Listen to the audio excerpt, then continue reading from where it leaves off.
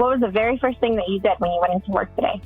So when I came in, my boss handed me a ticket for a customer that brought their car in and, had a shimmy on the highway. So I grabbed that. I took their car for a spin, went to the closest highway where I could get it up to speed. And yeah, I definitely felt it right in the seat. It was particularly bad between like 65 and 70. So after I felt it, I brought it back in, threw it up in the air. Once I put it up in the air, I just took a quick look at the rear tires, because usually when you have an issue like this, it's either balancing issue or a bent wheel, or you could have a tire that's choppy or out of round. And as soon as I put it up in the air, I like to run my hands along the tires. This way, if you see if there's any choppiness, and what I mean choppiness is you can feel it when you rub your hand on it. The tread isn't completely smooth. You'll get little ups and downs on your hand, and it's something you really have to feel. But so I did that, and I could feel like these things were chopped beyond all belief. So I felt both of them. They're both really choppy, and I could see the front tires were kind of worn down from like on both edges. So it looked like this person just didn't rotate their tires ever. So I just wrote it up, tires choppy and, front tires worn on the edges. And I recommended 4 tires and alignment check for them. And then after I wrote that up, that was their main concern. So I just went around the car and checked it out, and I checked all their fluids and everything, and I pulled their air filter. The air filter was starting to get a little dirty, so I recommended that as well. And then I just gave the ticket to my boss and hung out for 10-15 minutes while he chatted with the customer. And he came back out, and then he was like, yep, we're gonna do 4 tires, air filter, and alignment check. So we had the tires and the air filter in stock, so I went ahead and started pulling all the tires off. So how did you learn how to use a tire machine? Was it from school, or did you just get experience in it? So yeah, as far as the tire machine goes, like the machinery and stuff like that, when I was in school for automotive, they did show you, how to use the machines. There's a lot of standard companies out there, like Hunter is a big one that they make a lot of tire machines and alignment machines and stuff. And so they show you like once, but the real way to learn how to use the stuff is to actually be working in the field, because you're not gonna be a pro using any of this stuff. Like doing tires, it probably takes you a good like 30 to 50 cars maybe, I'm guessing, to really get efficient at it. So yeah, they show you in trade school or auto tech school, they'll show you how to use it, but you have to do it repeatedly to get good and get quick at it. So yeah, but I mean, I've been doing this for a while, so I can do tires pretty quick. And so yeah, so I knocked out those 4 tires, and I threw the air filter in there, and then I got it up on the rack for the alignment check. And when I checked it, it was a little bit out. So, we told the customer, they said, go ahead, fix it. So we aligned the car, took it for a test drive, and that was that. After that, I just had, I had a quick oil change that came in, fairly new car. So I knocked that out in like 30 minutes. Then my next car, which was like right after lunch, I had an inspection come in, which is basically where we have to, it's a state required inspection where every year in New York State, your car has to have a sticker on it that says it was inspected for safety and emissions purposes. And if your car is 2 years old or newer, then you don't have to do the emissions part, but you still have to do the safety part. But it's basically to make sure all the cars on the road are safe. Actually, at my very first job, my boss, he kind of sent me to go get my inspector's license because it's something important to have, at least in New York and New Jersey. And I mean, those are the 2 states that I've worked in. So in those 2 states, it's important to have an inspector's license. I'm not sure about other states, but so long story short, this person came in and, I checked out their car. They had a third brake light out. So they had a third brake light out, and all your lights need to work. That's the safety part of it.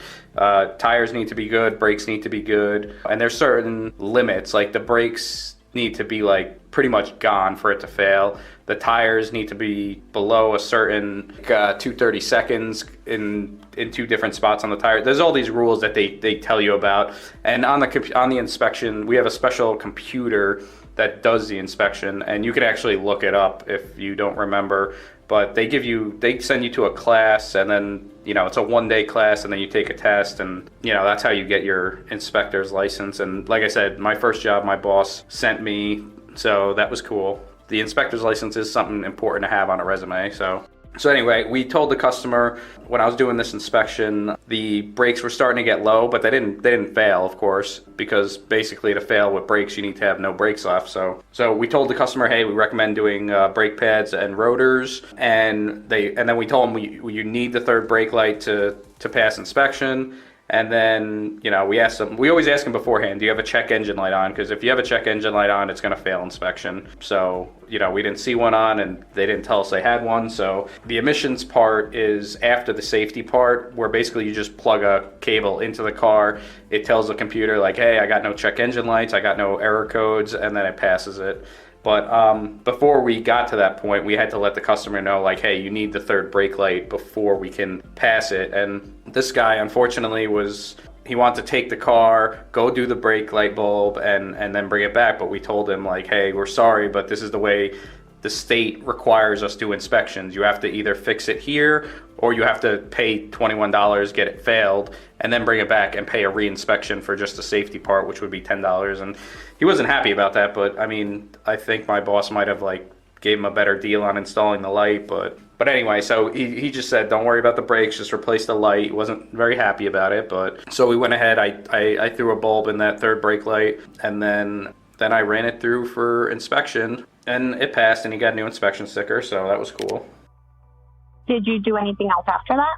Yeah, so then after that, we had a car come in with a check engine light on, and the customer said that it just came on, and there were no other drivability issues, like the car wasn't running bad or anything. So I pulled that in, and I threw the scanner on it. I took it for a quick drive first, and yeah, I didn't feel anything, but the light was on. So I hooked up our scanner to it and read the code, and it was some sort of air fuel. It was an oxygen sensor or an air fuel sensor. It comes up as oxygen sensor bank 1, sensor 1. So and it was like the circuit voltage was low. I don't remember the exact description, but it was an oxygen sensor code of some sort. So I popped the hood. I took a quick look at where that oxygen sensor was. I didn't see anything out of the ordinary. I always like to give it a quick look over beforehand, in case it's something silly like that where something gets unplugged. So I took a look at it, didn't see anything out of line, and then I kind of wrote it up. I wrote the code, and then I went over to, we have a program on the computer in the shop that's called All Data. And what All Data is it's like this really great program where you put in a car's information, and you put in things like a trouble code. In this case, I looked up this specific code. So every diagnostic trouble code that comes up has a letter like P2583 with some numbers at the end. So it's a letter with some numbers in it, and that is the specific code, regardless of what it says after that. You can look that up. You could look it up in All Data, and it'll tell you the code description and what typical problems it might be and how to go about diagnosing it. It's really a great tool. If you go to work for a dealer, they're not going to have All Data per se. They're going to have their own network. For instance, when I was at Nissan, we had a diagnostic tool called the Consult, and we had our own network where basically, okay, we had a code or we had a specific problem with a car, and we could look up, diagnostic things, like basically how do you check everything, what could be wrong based on that code. And they also have, if you need directions on a new car that you've never serviced before, like how to remove something or how to install something, you can look it up that way, which is really handy when you haven't done a job beforehand and nobody else in the shop has done done a job. Things like that are great. If you're in an independent repair shop and you do all sorts of makes and models, it's good to have that all data. Or I think Mitchell, I believe, is another company that makes similar software. And again, it's all about, helping you out. Whatever issue you have on the car, whatever you got to remove or replace, you can look it up on that software, and it'll give you directions on how to handle most things, which is really nice. And so I went over there and just took a brief look at the diagnostic flow chart for that particular code. And, it was a little bit, tedious to exactly determine that it's 100% the oxygen sensor itself, which is usually what it is in this case. You'd have to go and check resistance at each wire, make sure it's getting power and ground, make sure it's getting a good signal back to the ECU, things like that. So, what we typically do is, we'll tell the customer, like there's like a 95% chance it's just an oxygen sensor. So if you can replace it, or you can pay us a couple hours of diagnostic time for us to run through all the different checks we'd have to do to say specifically it's an oxygen sensor. So we always, I kind of wrote that up on the ticket. I said, I put most likely an oxygen sensor, would require, 2 hours, or like, I think I said like an hour and a half for full diagnostic, because we don't charge to just check a light and just read a code. Some places do, and some places will charge, a half hour of labor or a full hour of labor. We don't do that. We'll just scan it, give you a brief overview of what it might be, and then go from there. So that's pretty much what I did. I told the customer, or I wrote up on the work order, that it was most likely an oxygen sensor based on the code, but in order to get an exact definitive diagnosis, they would have to pay like an hour and a half worth of diag time. Again, that would be going with a multimeter and checking all the continuity on the different wires, checking voltage back to the ECU, things like that, to say for sure, okay, it's definitely a bad oxygen sensor,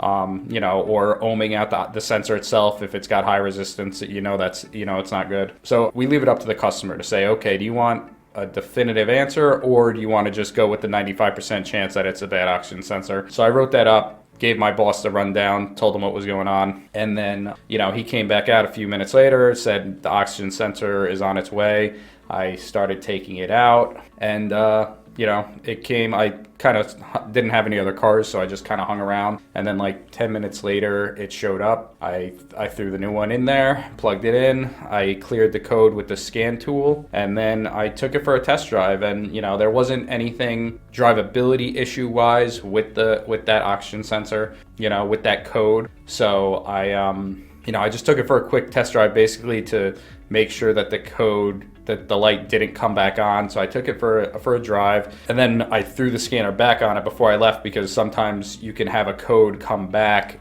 and the light not trigger. With certain codes in your computer, you can have a fault happen, like a problem, but if it doesn't happen a second time, it doesn't turn your check engine light on. So just to be sure, before I gave it back to the customer, because they were waiting on top of it, I scanned the check engine light, or I scanned it again one more time with the scan tool, and there were no codes in it. So I told them, I'm like, it looks like the issue was just an oxygen sensor. So they left and they were happy. The check engine light was gone, and that pretty much brought me to the end of my day.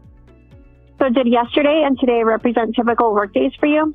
Yeah, I mean, more or less. The only thing I would say is that they were actually kind of slow days. So, on a Saturday, typically we're going to be a lot more busier. So a lot of times, instead of just my own bay, I'll have another bay. So I'll usually have like 2 cars going at one time. And, if I'm waiting on parts for one car, I'll jump back to the other one. And, we're just a lot busier. That's typically when we have a lot more stuff going on, and you really do have to be like kind of hustling and running around, make sure that you can do as much work as you can.